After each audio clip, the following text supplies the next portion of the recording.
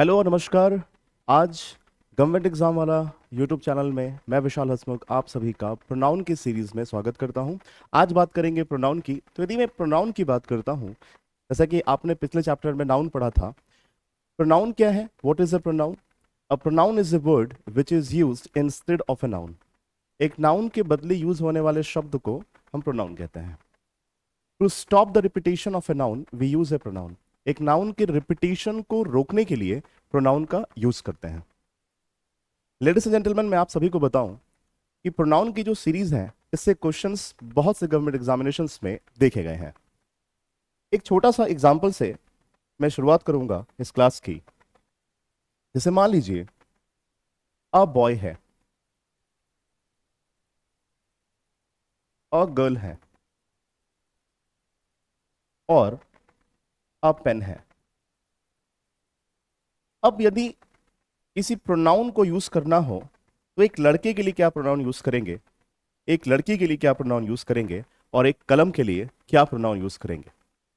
अब जैसे a boy है तो अ बॉय के लिए क्या यूज करना चाहिए? अ बॉय के लिए यूज करते हैं हम ही, राइट। यदि गर्ल है तो शी, ठीक है ना। ये पर यदि अ पेन है तो अब हमें यह सोचना है कि अ पेन के लिए ना ही यूज कर सकते हैं ना ही शी यूज कर सकते हैं। यूज क्या करेंगे? इट यूज करेंगे। अब इस पॉइंट से एक और बात समझनी यह है कि यदि मान लीजिए बॉयज हो जाए, गर्ल्स हो जाए या फिर पेन्स हो जाए, ठीक है, तो बॉयज के लिए कौन सा प्रोनाउन यूज करेंगे? बॉयज के लिए कौन सा प्रोनाउन यूज कर सकते हैं हम? अब बॉयज के लिए यूज करेंगे दे। गर्ल्स के लिए क्या यूज करेंगे? गर्ल्स के लिए भी यूज करेंगे दे। पेन्स के लिए क्या यूज करेंगे? पेन्स के लिए भी यूज करेंगे दे, ठीक है। मतलब एक प्लूरल नाउन के लिए हम दे का यूज कर सकते हैं। अब यहां से सिंपली हमें यह समझना है कि ही, शी और इट, ही, शी और इट, इन तीनों का प्लूरल केस में क्या हो जा सकता है? जब हम प्लूरल की बात करेंगे तो प्लूरल प्रोनाउन कौन सा रिप्रेजेंट करेगा? उसे उसे दे रिप्रेजेंट करेगा, ठीक है। मतलब दो ही हो तो दे से रिप्रेजेंट करेंगे, दो शी हो तो दे से रिप्रेजेंट करेंगे, पेंस को भी, या फिर कोई भी नॉन लिविंग यदि प्लूरल में जा रहा है तो उसे हम दे से रिप्रेजेंट करते हैं। अब हमें यह समझना चाहिए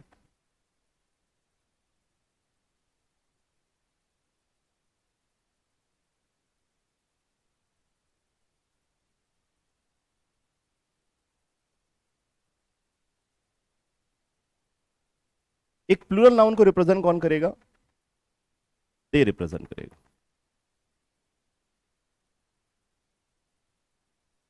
अब थोड़ा सा आपको यह ध्यान देना है। मैं वादा करता हूं आपको कि प्रोनाउन की इस सीरीज में आपका बहुत फायदा होने वाला है। सबसे पहले हमें यह भी देखना है कि एक सब्जेक्ट होगा, और यदि सब्जेक्ट है तो सब्जेक्ट का ऑब्जेक्ट भी होगा, और यदि ऑब्जेक्ट है तो पॉजेसिव एडजेक्टिव भी होगा। एक सब्जेक्ट होगा, एक ऑब्जेक्ट होगा और एक पॉजेसिव एडजेक्टिव भी होगा। तो सबसे पहले हमें यह समझना है कि ही यदि सब्जेक्टिव केस में है तो ही का ऑब्जेक्टिव केस क्या होगा? तो ही का ऑब्जेक्टिव केस होना चाहिए हिम, और पॉजेसिव एडजेक्टिव क्या होगा? पॉजेसिव एडजेक्टिव होगा हिज। वैसे ही शी का ऑब्जेक्टिव केस क्या होगा? शी का ऑब्जेक्टिव केस होगा हर। पॉजेसिव एडजेक्टिव क्या हो जाएगा? पॉजेसिव एडजेक्टिव हो जाएगा हर।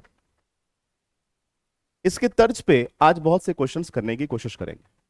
इट का ऑब्जेक्टिव केस क्या होगा?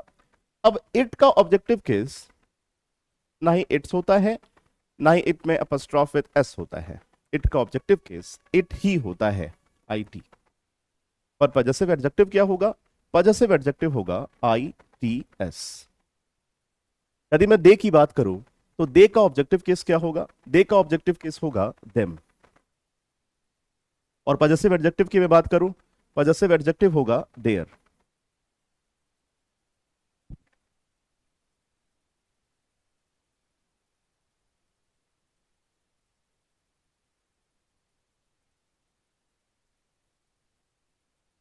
अब मैं चाहूंगा कि इसे आप नोट करें पहले। Take your time.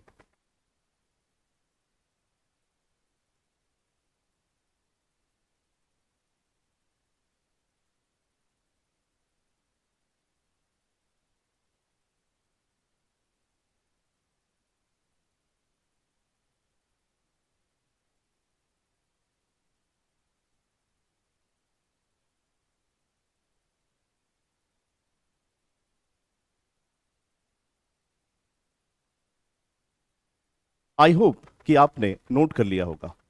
वापस से एक बार मैं आपको समझाने की कोशिश करूंगा। कुछ ऐसे सब्जेक्ट्स हैं जिनके ऑब्जेक्टिव केस और पॉजेसिव एडजेक्टिव पे हमें जरूर ध्यान देना चाहिए। ठीक है। अब दे का ऑब्जेक्टिव केस क्या है? देम है। पॉजेसिव एडजेक्टिव क्या है? देयर है। यहां से कुछ क्वेश्चंस बनाएंगे, पर मैं चाहूंगा आप इसको अच्छे से नोट करें। रेडी? आपने नोट कर लिया होगा। अब चाहें आप तो इसको हटा भी सकते हैं, इनको हम नहीं भी लिखेंगे तो चलेगा। तो समझाने के लिए मैंने रखा था। ठीक है, आगे बढ़े।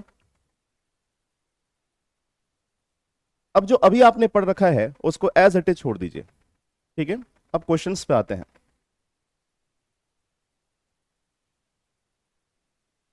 जो ही शी इट वाला भी कॉन्सेप्ट आपने पढ़ा था उसे एज इट इज रहने दीजिए। उसके तर्ज पे जब क्वेश्चंस आएंगे तो मैं आपको समझाऊंगा कि कैसे उनका यूज करेंगे।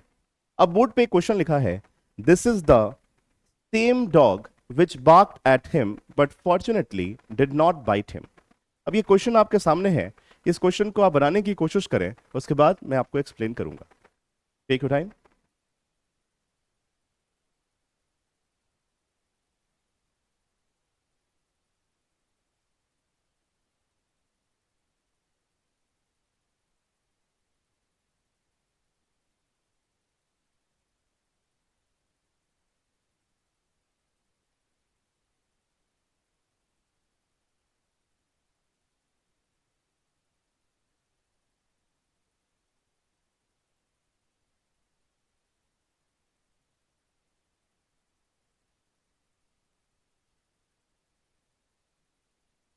Okay fine.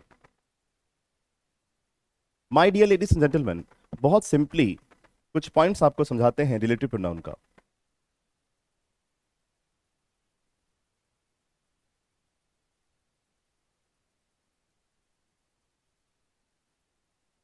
बेस है ये। ठीक है। रिलेटिव प्रोनाउन का यूज कैसे करेंगे? यदि कोई सब्जेक्ट है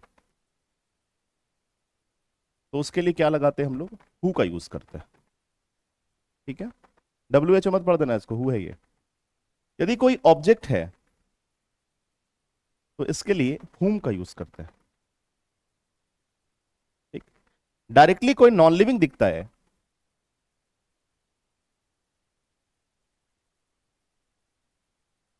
तो सिंपली विच का यूज कर देते हैं। ठीक है ना, बहुत सिंपल। ठीक। अब सब्जेक्ट के लिए हु लगाएंगे, ऑब्जेक्ट के लिए हुम लगाएंगे, नॉन लिविंग के लिए विच लगाएंगे। अब इस क्वेश्चन को देखा जाए, this is the same dog which barked, तो एनिमल के लिए क्या लगाएं? अब यहां पर यह सवाल उठता है, नॉन लिविंग के लिए तो विच लगाते हैं, बर्ड्स और एनिमल्स के लिए भी विच ही लगाते हैं। मतलब बर्ड्स और एनिमल्स के लिए क्या लगाएंगे? विच लगाएंगे। ठीक है ना, बर्ड्स और एनिमल्स के लिए क्या लगाते हैं? विच लगाते हैं। अब इस सेंटेंस में देखा जाए तो this is the same dog which barked, तो डॉग के लिए यहां पर विच सही है, लगता तो है ऐसा, विच सही होना चाहिए। पर अब सवाल यह है कि क्या सच में सही है या कुछ एक्सेप्शन केसेस भी हैं। अब इसको नोट करेंगे। कुछ ऐसे शब्द हैं जिनके साथ रिलेटिव प्रोनाउन दैट का ही यूज होता है। अब कौन कौन से शब्द हैं? मैं यदि 10 सेकेंड्स का टाइमिंग दूं तो आप में से जिन्होंने पढ़ रखा होगा वो कमेंट कर सकते हैं। बिल्कुल फ्यू। कमेंट करिए। few, everything,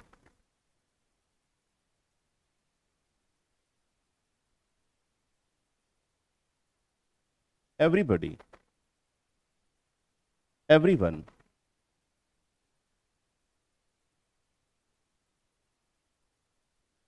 none, nobody, no one,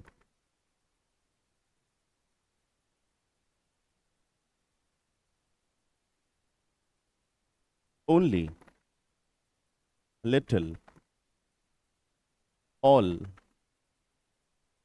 much और द सेम। यदि इन वर्ड्स का एग्जिस्टेंस सेंटेंस में है, मतलब यदि ये वर्ड सेंटेंस में आपको मिल रहे हैं, तो रिलेटिव प्रोनाउन दैट का ही यूज करते हैं। किसका यूज करेंगे? रिलेटिव प्रोनाउन दैट का ही यूज करेंगे यदि ये वर्ड्स आपको सेंटेंस में मिल रहा है। एक बार वापस समझते हैं। सब्जेक्ट के लिए हम यूज करते हैं हु का, ऑब्जेक्ट के लिए यूज करते हैं हुम का, नॉन लिविंग के लिए यूज करते हैं विच का, बर्ड्स और एनिमल्स के लिए यूज करते हैं विच का। लेकिन अब यदि बात करें इन वर्ड्स की, यदि ये वर्ड्स आपको सेंटेंस पर दिख रहा है तो रिलेटिव प्रोनाउन दैट का यूज करेंगे। अब आप नोट कर लीजिए, इसको स्क्रीनशॉट भी ले सकते हैं आप, टेक योर टाइम।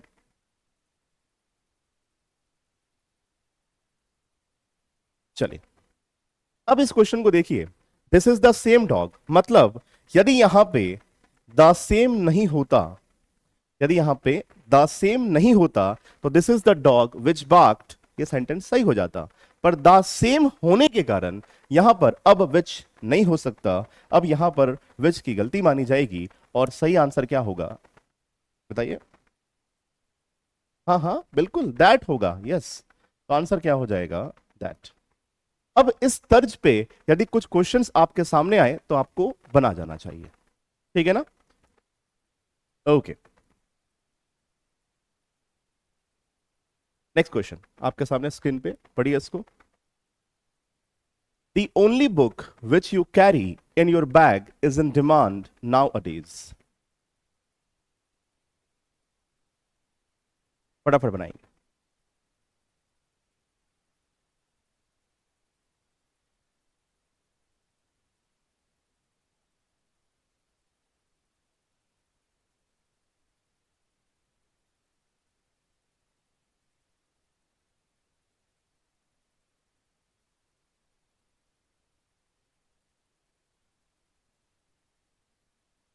चलिए अब इस सेंटेंस को यदि आप देखेंगे तो इस सेंटेंस में सबसे पहले तो नॉन लिविंग का यूज हो रहा है। नॉन लिविंग क्या है? बुक है। बुक के लिए विच का यूज हो तो सकता था, पर अब बुक से पहले क्या लगा है? बुक से पहले लगा है दी ओनली। अब दी ओनली के कारण यहां पर विच गलत हो जाएगा और आंसर क्या होगा बताइए? यस दैट होगा। This is the sorry the only book that you carry in your bag is in demand now a days. ठीक है ना? बना लिया आपने? चैनल को सब्सक्राइब कर लीजिए, सेशन को लाइक कर दीजिए, मुस्कुराता हुआ नूरानी चेहरा भेज दीजिए कमेंट सेक्शन में यदि आपका ये क्वेश्चन सही था। चलिए नेक्स्ट क्वेश्चन की तरफ बढ़ते हैं। नेक्स्ट क्वेश्चन देखेंगे। The five brothers are at daggers drawn, so they feel it below their dignity to talk to each other. इस क्वेश्चन को बनाएंगे, इस क्वेश्चन को बनाने की कोशिश करेंगे।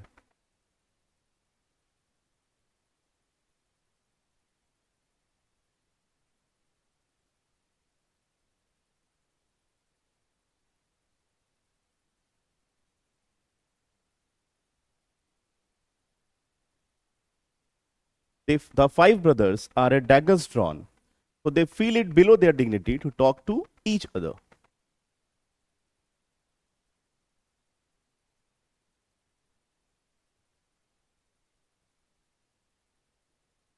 Okay fine. देखिए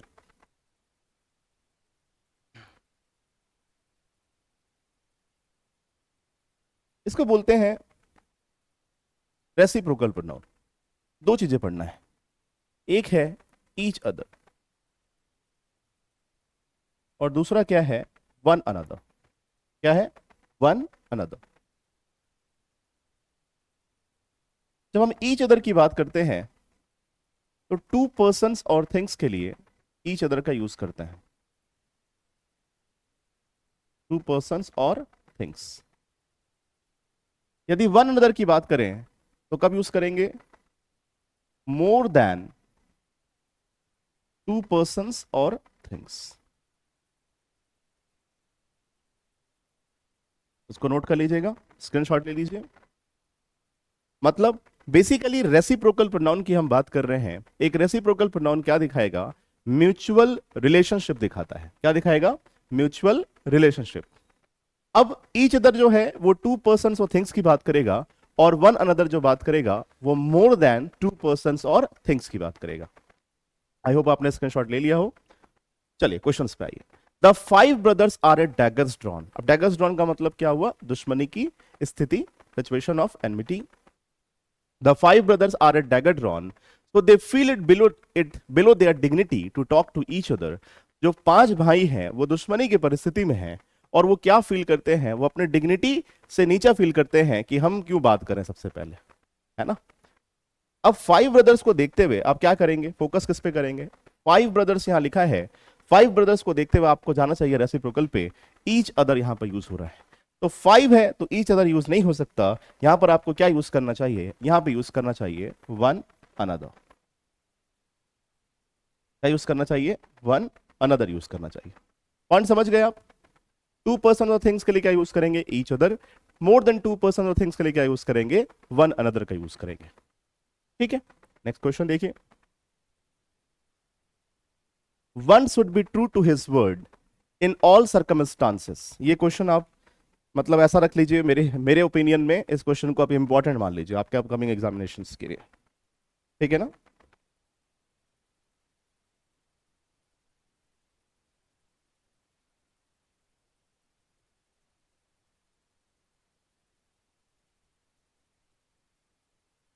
फटाफट बनाइए।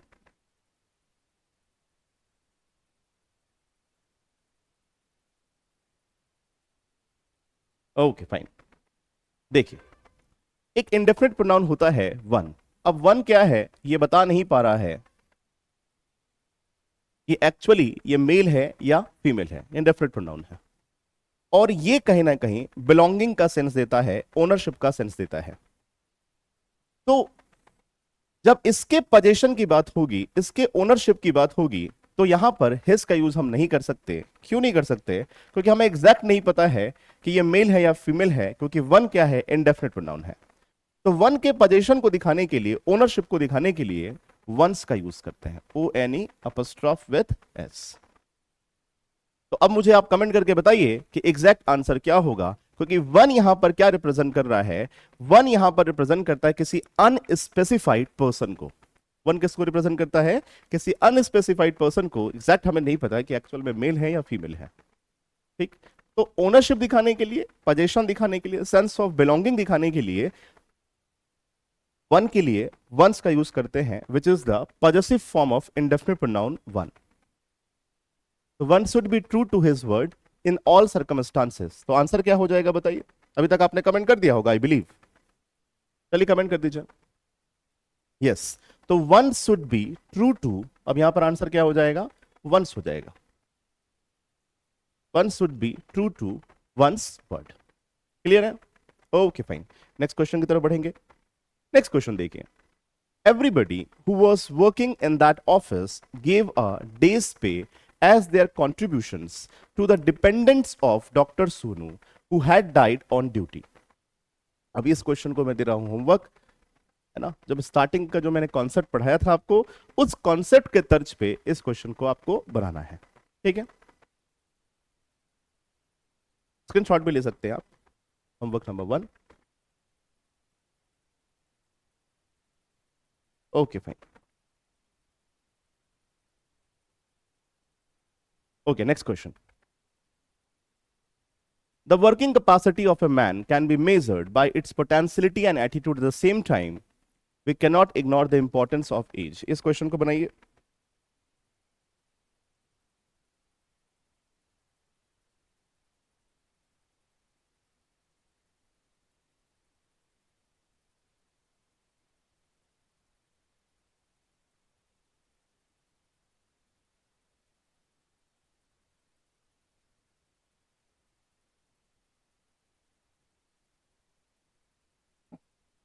फिर बनाएंगे जल्दी।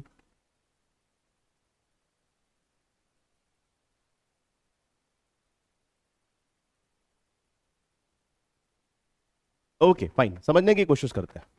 The working capacity of a man, किसकी बात हो रही है? मैन की बात हो रही है, ऑफ अ मैन। अब मैन जो है ये कैसा नाउन है? मैन एक सिंगुलर नाउन है। अब यदि सिंगुलर है तो हमारे पास तीन ऑप्शन बचते हैं, या तो ही, या तो शी, या तो इट। ठीक है। अब यदि ये सब्जेक्टिव केस में हम यूज करेंगे तो ही का यूज करेंगे, यदि ऑब्जेक्टिव केस में यूज करेंगे तो हिम का यूज करेंगे, यदि पॉजेसिव एडजेक्टिव यूज कर रहे हैं तो हिज का यूज करेंगे। अब हमें देखना है कि मैन को रिप्रेजेंट कौन कहां पर कैसे कर रहा है।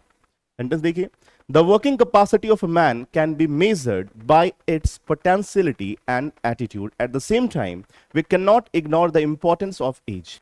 अब यदि इस क्वेश्चन को देखें कि the working capacity of a man can be measured by its, क्या इट्स रिप्रेजेंट कर सकता है मैन को? क्या इट्स रिप्रेजेंट कर पाएगा मैन को?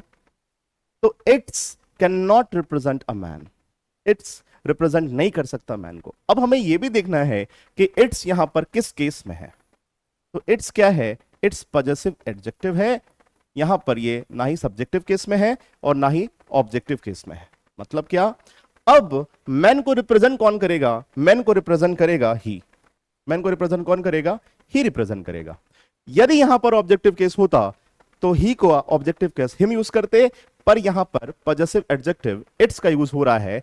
अब जैसा कि हमें ही का पॉजेसिव एडजेक्टिव चाहिए, तो बताइए, मैंने फर्स्ट क्लास में आपको, क्लास के फर्स्ट लेक्चर, क्लास जब मैंने स्टार्ट किया था तो मैंने आपको यह समझाया था कि हाँ, ही का पॉजेसिव एडजेक्टिव क्या होगा? तो ही का पॉजेसिव एडजेक्टिव हुआ हिज। समझ गए ना बात को? अब आपको समझ में आ रहा होगा इस कॉन्सेप्ट को क्यों समझाया मैंने, कि पॉजेसिव एडजेक्टिव ही का हिज होगा। इसलिए क्लास स्टार्ट करने के दौरान मैंने आपको सबसे पहले यह समझाने की कोशिश की। अब यदि आप क्वेश्चन को देखेंगे, the working capacity of a man can be measured bye, अब मैन को रिप्रेजेंट यदि ही कर रहा है तो ही का पॉजेसिव एडजेक्टिव क्या होगा? ही का पॉजेसिव एडजेक्टिव होगा यहां पे हिज। ठीक है ना? आंसर समझ गए? हिज कैसे आया? क्योंकि मैन को रिप्रेजेंट कौन कर रहा है? ही रिप्रेजेंट करेगा, तो मैन को रिप्रेजेंट करेगा ही, शी और इट रिप्रेजेंट नहीं कर सकता, इसलिए ही का पॉजेसिव एडजेक्टिव हिज का यूज करेंगे। आई बिलीव ये कॉन्सेप्ट आपको समझ में आ गया होगा। इसके तर्ज पे जो क्वेश्चन मैंने होमवर्क दे रखा है उसको आप बनाकर दिखाना कमेंट सेक्शन में, है ना? चलो एक और क्वेश्चन करते हैं उसी के तर्ज पे। आ जाइए बोर्ड पे देखिए, governments and businesses must reduce it's own energy use and promote conservation to their citizens and employees। इस क्वेश्चन को देखेंगे, बनाने की कोशिश करेंगे।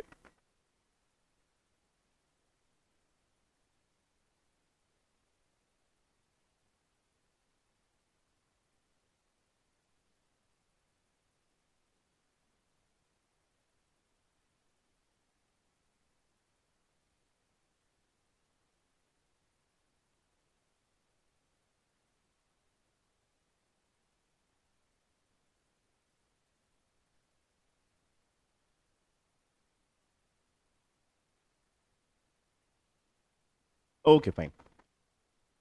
जैसे आपको लगे कि मतलब और समय चाहिए था मुझे पढ़ने के लिए, मान लीजिए जैसा आपको लग रहा हो, तो आप क्या करना, स्टॉप कर लेना। ठीक, इतना तो आप कर ही सकते हैं।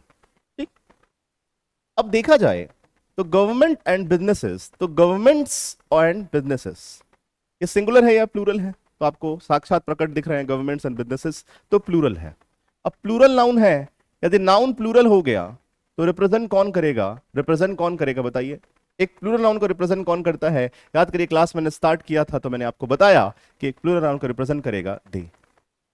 ठीक, यदि हम गवर्नमेंट्स एंड बिजनेसेस को हटाकर दे प्लेस करें, सब्जेक्टिव केस में यूज हो रहा है क्योंकि वर्ब से पहले सब्जेक्ट का यूज होता है, वर्ब के बाद ऑब्जेक्ट का यूज होता है, तो यदि हम यहां पर दे को प्लेस कर दे तो सेंटेंस करेक्ट हो जाएगा, दे मस्ट रिड्यूस। राइट, समझ गया? मतलब गवर्नमेंट और बिजनेसेस को हटाकर यदि मैं दे को रिप्रेजेंट करवाऊं तो दे भी वहां पर लग सकता है। अब हमें यह देखना है कि government and businesses must reduce, its आ गया। अब क्या इट्स रिप्रेजेंट कर पाएगा एक प्लूरल नाउन को? बताइए। तो इसका मतलब इट्स यूज नहीं कर सकते हम। अब यदि इट्स यूज नहीं करेंगे तो क्या हिज का यूज करें, क्या हर का यूज करें, तो क्या यूज करें? तो इसको रिप्रेजेंट, एक ये प्लूरल नाउन है, प्लूरल नाउन को रिप्रेजेंट कौन करेगा? दे रिप्रेजेंट करेगा। तो दे का पॉजेसिव एडजेक्टिव क्या होगा? दे का पॉजेसिव एडजेक्टिव हो जाएगा देयर, THEIR। बात समझ गए आप? कैसा सेगमेंट बनाते हैं, समझ गए ना? ठीक है, इत्मीनान से एक बार वापस इस वीडियो को देख लेना, एक्सप्लेनेशंस को देख लेना। ठीक है, आगे बढ़े, नेक्स्ट क्वेश्चन की तरफ बढ़े। आइए सेगमेंट चेंज करते हैं। ठीक है, और ये मैं आपको होमवर्क भी दूंगा। In a democratic society each voter, मतलब प्रत्येक voter, has a responsibility to cast their vote in the election process. अब इस क्वेश्चन को देखना, आप इस क्वेश्चन को पढ़ना अच्छे से, कमेंट सेक्शन में इसके आंसर्स देना। Homework number 2। ठीक है ना, एकदम कॉन्सेप्ट क्लियर करवा देंगे आपको।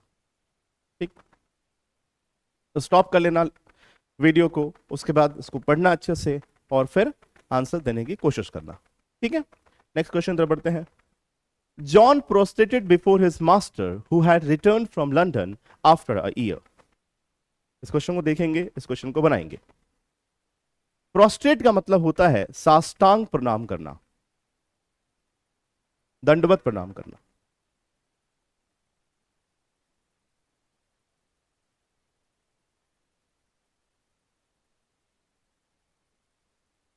ओके फाइन, स्टॉप कर लीजिए। देखिए, जब भी ऐसे वर्ब्स का यूज हो जैसे कि adept, acquit, adjust, avenge, amuse, exert, enjoy, resign, है ना, आपने पढ़ा होगा, इसको पढ़ा होगा ना, प्राइड। तो इन सारे वर्ड्स के साथ रिफ्लेक्सिव प्रोनाउन का हम यूज करते हैं अकॉर्डिंग टू द सब्जेक्ट। ठीक है, अब यदि देखा जाए कि John prostrated before his master who had return from London after a year, अब प्रोस्ट्रेट के बाद क्या करेंगे? एक रिफ्लेक्सिव प्रोनाउन का यूज करेंगे, किसके अकॉर्डिंग? जॉन के अकॉर्डिंग। अब देखिए, अब जॉन को रिप्रेजेंट कौन करेगा? जॉन को रिप्रेजेंट करेगा ही। ठीक, अब ही के अकॉर्डिंग हमें रिफ्लेक्सिव प्रोनाउन का यूज करना है, तो ही के अकॉर्डिंग रिफ्लेक्सिव प्रोनाउन का यूज होगा हिमसेल्फ। समझ गए? तो जॉन प्रोस्ट्रेटेड हिमसेल्फ, तो यहां पर आंसर क्या होना चाहिए? यहां पर आंसर होना चाहिए हिमसेल्फ। ठीक, अब इसके तर्ज पे एक और क्वेश्चन मैं आपको समझाऊंगा, आगे होमवर्क भी दूंगा। आपको समझना यह है कि बहुत से ऐसे शब्द हैं जब वर्ब की तरह यूज होते हैं तो रिफ्लेक्सिव प्रोनाउन का यूज करते हैं। ठीक है, समझ गए? ओके, नेक्स्ट क्वेश्चन की तरफ आते हैं। He introduce to the chairman as the general secretary of that party. इस क्वेश्चन को मैं दे रहा हूं होमवर्क, होमवर्क नंबर 3। अब बनाइएगा इसको। ठीक है,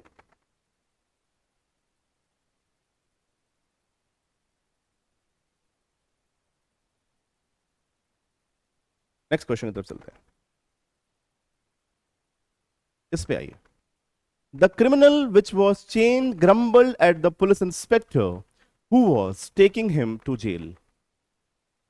अब देखिए, यहां पर रिलेटिव प्रोनाउन का खेल है, और आपने रिलेटिव प्रोनाउन पढ़ा है अभी कि सब्जेक्ट के लिए क्या लगाते हैं, ऑब्जेक्ट के लिए क्या लगाते हैं, और नॉन लिविंग के लिए क्या लगाते हैं।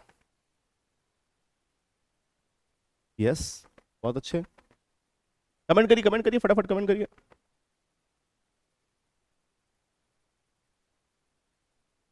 देखिए, मैंने आपको बताया था थोड़ी देर पहले कि सब्जेक्ट के लिए क्या यूज करते हैं? सब्जेक्ट के लिए यूज करते हैं हु।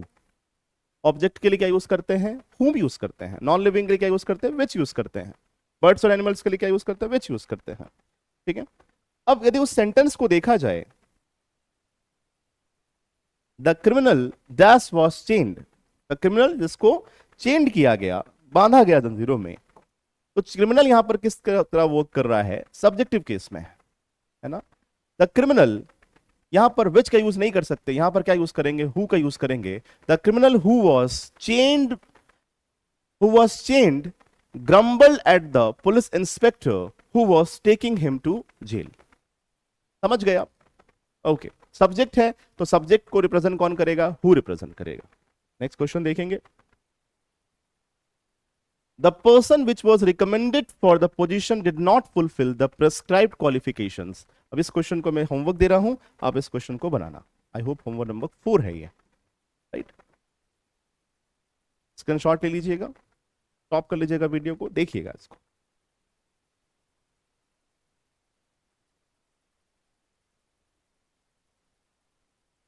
एक और क्वेश्चन, होमवर्क नंबर 5 दे रहा हूं मैं।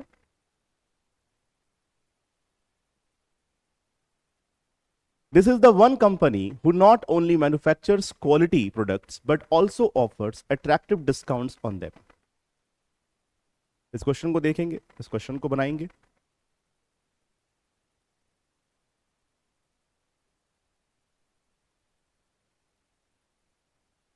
Okay fine. Homework number 5।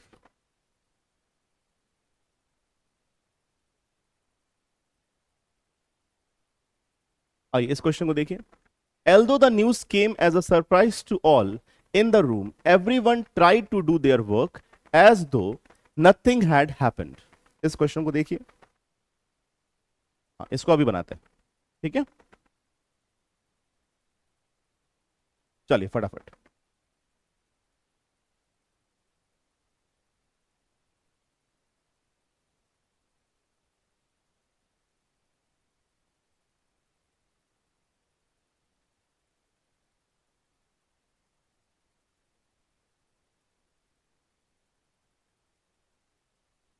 देखिए, इसका कमेंट करेंगे आंसर साहब, ठीक है।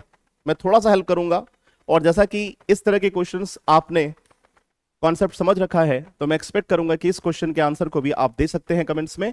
Although the news came as a surprise to all in the room, everyone। अब everyone कैसा नाउन है, मतलब इंडेफिनिट प्रोनाउन है, पार्डन मी। एवरीवन कैसा प्रोनाउन है, एक सिंगुलर है, सिंगुलर प्रोनाउन है एवरीवन, प्रत्येक। टू डू देयर, अब क्या होगा आप बताइए मुझे, ठीक है। कमेंट सेक्शन में मैं आपका इंतजार करूंगा, और नेक्स्ट सेशन में प्रोनाउन के इसी तरह के सीरीज को आगे बढ़ाएंगे कॉन्सेप्चुअल क्वेश्चंस के साथ। कॉन्सेप्ट भी पढ़ेंगे, उसके रिगार्डिंग क्वेश्चंस भी करेंगे। नेक्स्ट क्लास में आप सभी का मैं वेट करूंगा, आपके कमेंट्स का मैं इंतजार करूंगा, आपके कमेंट्स को जरूर पढ़ूंगा मैं। बहुत बहुत धन्यवाद, थैंक यू।